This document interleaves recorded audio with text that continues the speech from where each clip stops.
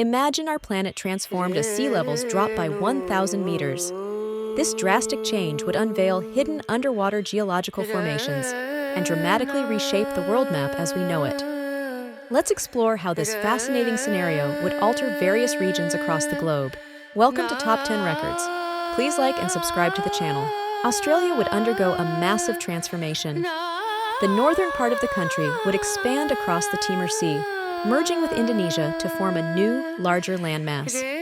Tasmania would connect to mainland Australia, effectively increasing Australia's land area by an estimated 10 to 20%. Across the Tasman Sea, New Zealand would look entirely different. The North and South Islands would merge into one, with the new landmass extending further east. This would make New Zealand almost unrecognizable compared to its current form. Southeast Asia would see dramatic changes as well. Islands like Sumatra, Java, Borneo, and the Philippines would fuse together, connecting with the rest of Southeast Asia. This would create vast new land areas where there were once seas. Japan's islands would link up, creating a continuous landmass that connects from Russia in the north to China in the south. This change would turn South Korea into a landlocked country, surrounded by China, North Korea, and Japan. The Sea of Japan would transform into a salt lake. In South Asia, countries like Bangladesh and the Maldives, which are currently battling against rising sea levels, would benefit significantly. These low-lying nations would gain considerable new land areas.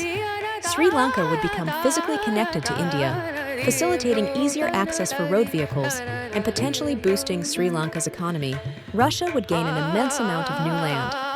As the largest country in the world, it would see its territory extend further towards the Arctic.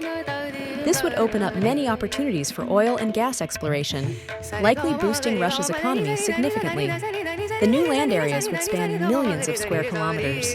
The main continental landmass of Africa would remain largely the same, but island nations like Mauritius and the Seychelles would see significant growth. These islands would expand enough to become easily visible on the world map. Additionally, Yemen would connect to Africa through Djibouti, closing off the Red Sea from the Gulf of Aden and transforming it into a lake. Saudi Arabia would also see substantial changes. With the Persian Gulf turning into land, countries like Iraq, Kuwait, Bahrain, and Qatar would become landlocked. This shift would give Saudi Arabia more land and potentially more resources to exploit. Europe would become a single, massive landmass.